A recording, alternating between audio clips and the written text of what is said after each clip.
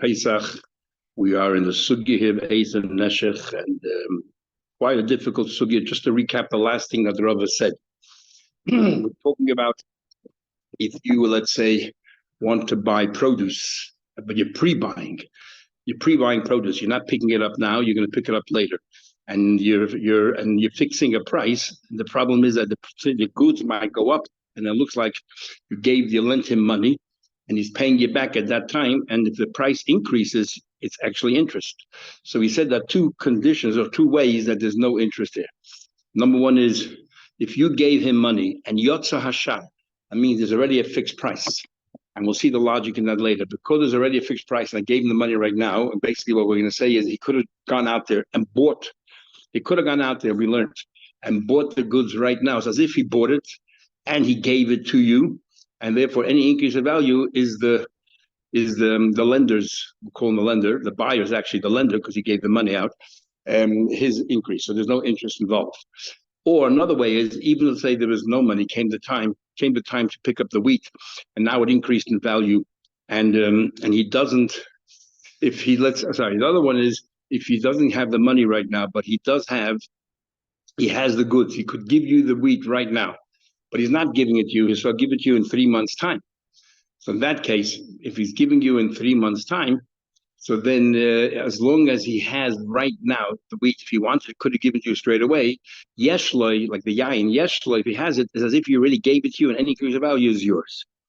And we learned this. Rabbi learned it from a brayso of Rabbi Oisha. So now Rabbi spells it out. It says Rabbi, and Daf Samach Gimel Amar Aleph, that's today's daf, and it begins in the Gemara here.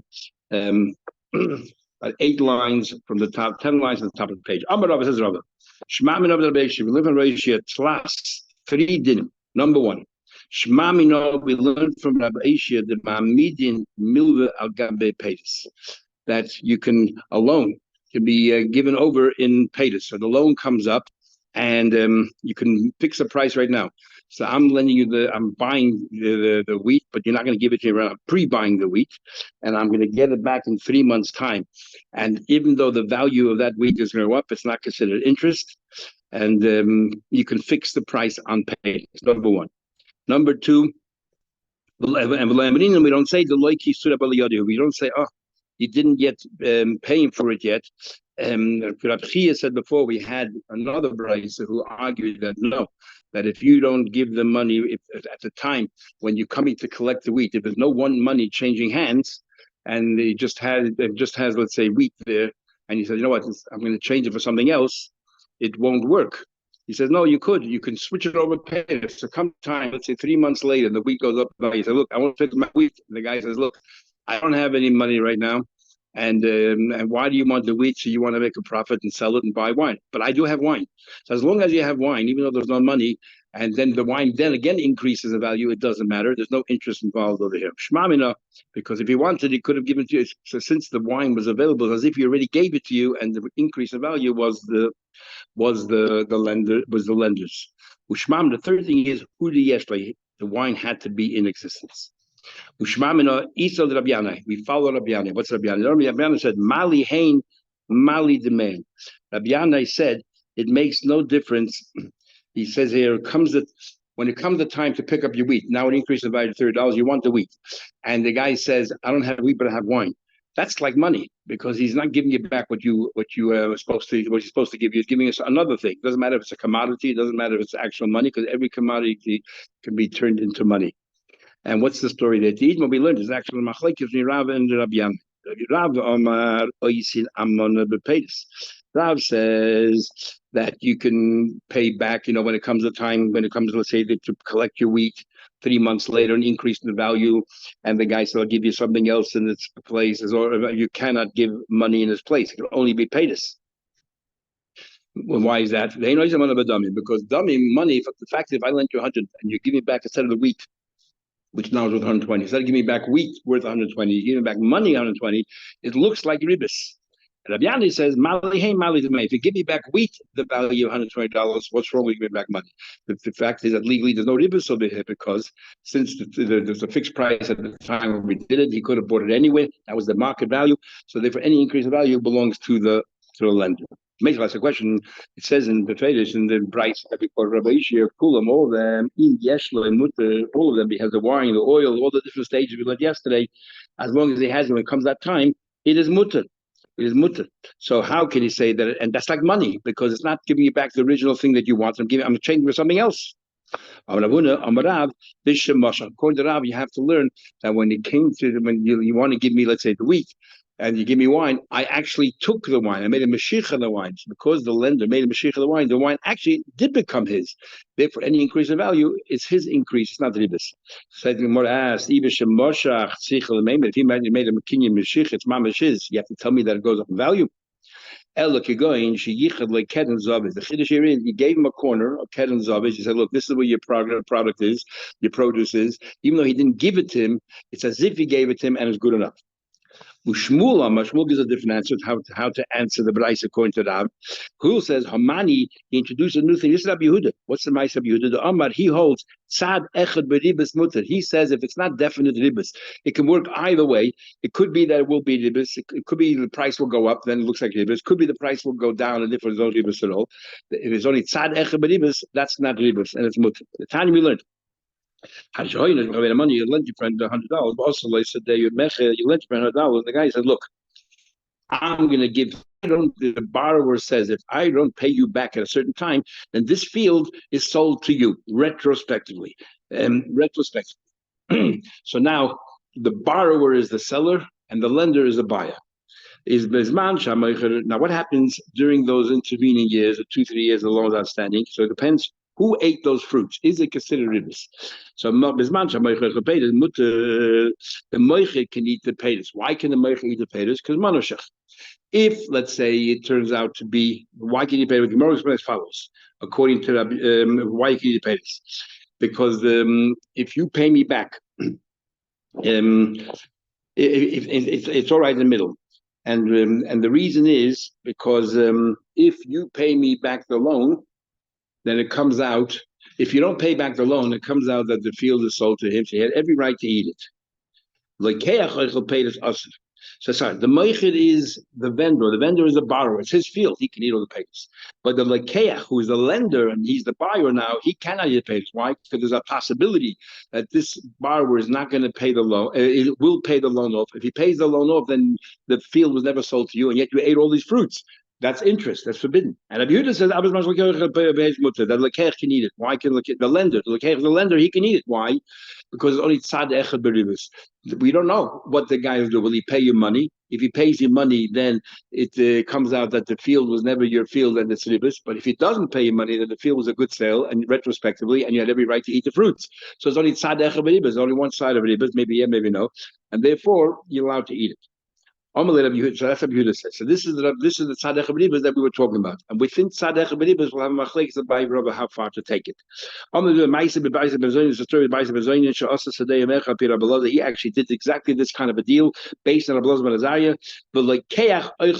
And who was eating the fruits the whole time? The lender, the buyer. So we see that tzadech b'ribas is permitted. Said to him, that's a proof. You got the whole story wrong. It was it was actually the seller who was the borrower. He was eating the fruits because he's allowed to. It's his free, it's his field. But we don't believe in tzadech. Anyway, my benai, what's the difference? I'm going to buy it. Abai said this is exactly what we're saying. The argument between Rabbi Yehuda and Tanakama is where you're not sure it'll turn to ribis. There's a 50% chance it can turn into interest, 50% chance it cannot. That's not called ribis. Rava says no. That's not what we're talking about here. Rava says, you know what they're arguing in? If there's a chance of becoming ribis, everyone agrees that it's ribis and you're not supposed to eat from it. Here we're talking about the cases you plan if the guy ends up paying you money, which means you don't end with the field, you plan to pay him for all the produce. But the problem is during those 2-3 years you don't know which way he'll go. So the question is, can you eat this? It might be turned into ribis, and even though you'll pay it off later, it looks like ribis, and that's what they're arguing. Ribis right now it's ribis because you lent them money and now we gave you a field and you're using the produce. But you planned, if it turns into ribis, you plan to pay it back. Are you allowed to do that or not? That's the mistakes. Omar Rabba says Rabba Hash to Rabbi Yana. Now that Rabbi Yana said we just learned before. Mali Hain, Mali the man, if there's no wheat, then he says I have wine. And there's no difference if he gives you wine or if it gives you money or it gives you whatever it is, because the wine is substitute for wheat is like money. Amrina, we do say, so we'll also say Mali Mehen or Mali Hain, Nami Amrin. So we also say that when the beginning when you made this whole arrangement and the price came out and was fixed. So even though the guy does not have the fruits in his hand at the time, but because I gave him the money and he could use the money to buy the fruits, and then it's as if he already paid me back the fruits, even though he didn't, and therefore any increase of value is mine. And as long as there's a fixed price in the marketplace, so that means you could go anywhere and buy it. Even though the guy doesn't have currently, he can go out there and buy anywhere because that's the fixed price. So both Rav Papa and Rav Shua asked Rav a question. It says, "Kulam, all these cases in Yeshua mutter. If he has the wine there, it's mutter. But in Ainley, he doesn't have his aser. Why should it make a difference if he has the wine at the time? He doesn't have the wine at the time. You're saying if there's a fixed price out there, then it's all right." Amalu, he said, no, there's a big difference. Hasam halva, you're right, you're quoting me the Mishnah. The Mishnah clearly says that only if the commodity is there. The Mishnah is talking about a case of a loan. A loan, a straight out loan, which would be Asr Mehatayda. And because it's Asr Mehatayda, so therefore, even though in this case over here, there's a fixed price out there, nevertheless, because it's Asr Mehatayda, it's because it's a loan, and therefore it looks mamish like ribis, even in the case with Rabbanon.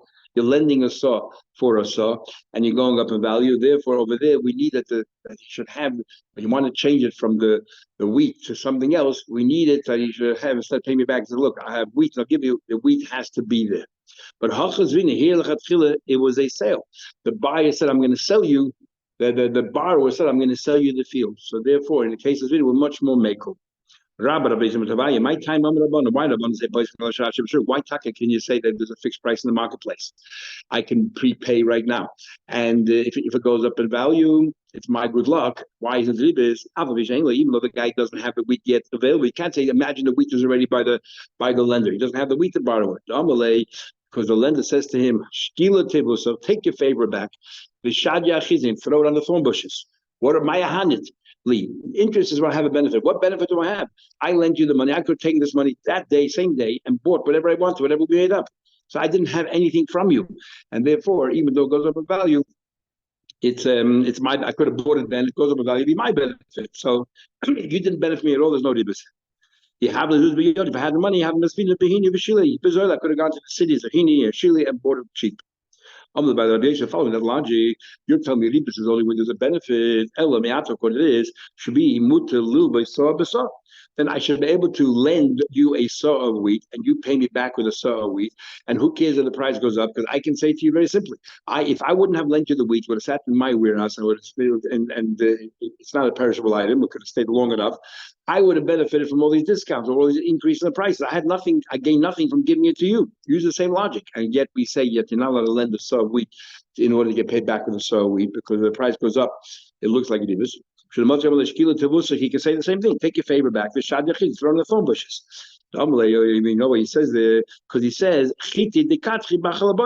I could have had the wheat sitting there in my warehouse. What do you think? Would sprout things would get ruined? It wouldn't get ruined. Why should it? So what did I gain from giving to you? No ribus, yet it's awesome. Amalei said, no. Hasam hava, you're mixing up here. There it's a case of straight out loan. I lent you a saw, get back. So it looks, the whole thing smells. And therefore, even though you're right, I could say I don't really benefit, it looks like it is.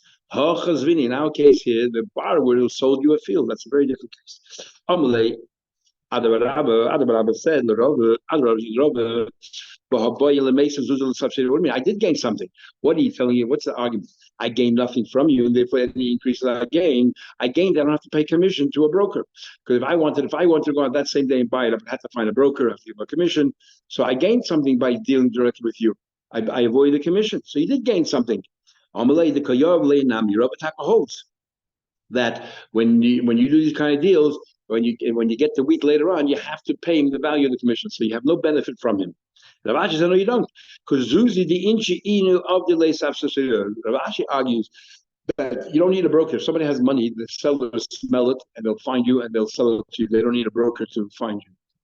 Rabbi Bezos will say, "Hi, man, if somebody wants to give money before the price matured or before there's a price, for example, it's still growing, we don't know yet exactly how it's going to be, how eventually. So you did an early price, it's not been fixed. So you have to go and make this deal while you're standing next to his silo. For what purpose? If that should become yours, so therefore any increase is yours. You're just standing there, it's not a kinyan. Isn't more that the deal is like a deal, it's a real deal, and that at least if you give a promise, a pact, and you don't follow through, we say Misha Pora, whoever punished Neyach, and that there are Floga, and all these others should punish you as well. So at least this way you know the deal is a real deal. So then, what do you have to stand by the silo? Just make a pact wherever you want, and that's good enough. There's the Gemara. In this case, because it's an early price, the only way you can't, there's no fixed price. So you can't say, oh, he could have bought it, but you couldn't. Over here, it only works if he personally had that wheat. So you stand by the silo. We had the wheat, so as if he gave you the wheat, and therefore any increase of value is yours. So you have to stand it. Just make up wherever you want. You're right. It's to make sure there's a mishapara. Everyone knows that if this early stage is not fully ripe, you're going to go to a few farmers and make deals, and you only get with one of them, but you don't know which one will be successful. But you want to ensure that you're going to have your stock. So if he stands next to the silo, sounds like this is a firm deal. So then the farmer feels that this is the deal, and he'll stay with it. Well, if you lie, but if he doesn't make an appearance, just meets you in the street and shake hands, I thought the shkachet paid his shpita. I never relied on you because I thought I'm going to go to people also and try to sell it because you might go somewhere else. That's why you have to stand by the silence. Now that we say it's all a question of reliability. I feel even if he finds it in the marketplace. He says some chadaita. He says some chadaita that even in the marketplace and they shake hands that he relies on him. That's good enough to say that it's a deal and any increase in value is considered the lenders. Aron says the general rule of Rebbe says as follows: Kol agen us. Anytime the person has a benefit from holding on to your money and he gets some kind of benefit from it, then we say it's as if it's ribis, tantamount to ribis, because why are you giving him that benefit? Because he's holding on to your money. For example, if you prepay something and he doesn't give it to you, and as a result of prepaying, he gives you a 10% discount. Why is he getting 10% discount? Because he has use of your money. That's pure interest. And you cannot do that. You cannot do that unless he gives you at the time and then he holds off for it as if he gives you at the time, but he holds on to it. He physically gives you later, but as if it became yours straight away. Or again, if somebody pays, if you pay now the price is $100, but you pay in a month, the price goes up to $110, then it's like a case of his, that because he let you continue with your money, he's going to get a benefit from it. It's charging you more, another $10. So the buyer is paying a riba. It looks like it, a bonus at least, because the seller is getting more than the true value of whatever this commodity is. And why is he charging you more? Because he had to wait till you pay him. That's aganat. All that is awesome. Nachman says, somebody gives money to somebody who makes wax. Because they organize a deal, dollar. They organize a deal that you get 4 pieces of wax for a zuz. And then that was the going price. But Amalei said, you know what? Yeah, hey, I'll give you 5. I'm giving you a discount. I'm going to give you 5 but in a month's time. Why am I giving you a discount? Because I have use of your money for the next month. In that case, that's pure ribis. That's like ribis. So it depends. If the wax is already there right now, so we learned before, if the wax is there, it's as if he already gave you the wax, he just physically give it to you in a month's time. But if he doesn't have wax right now, it's not prepared yet, he has to work on it. So then you're not allowed to. This is the problem. All these big shayla and halacha, how the poskim deal with all these camps or anything that they say if you pay early, you get a discount. If you pay later, you have to pay full price. That is not aganatum. How do you get around it? Because the camp cannot start until you actually, till you come to camp. The commodity is not there to give you yet. So how do you do discounts? Big issue. Anyway, We looked at it already. Like the Eastlay Ashrei B'Masel. The Chiddush here is that Taka, the guy doesn't have the wax right now, but he has a deal with another manufacturer to pick up wax. So we would have thought, oh, because he has a deal with another manufacturer, as if he already has it, and he already has it, as if you already have it. And that far we don't go. So we say, what? Like my son will come or have a key, Kamashalon, keeping the Mexican Vina, because the fact that he didn't pick it up yet is command the lesson who done me as if it's non-existent, it's not here, and therefore you can't do that because that is it. Have a good day. We'll see you tomorrow, Mr.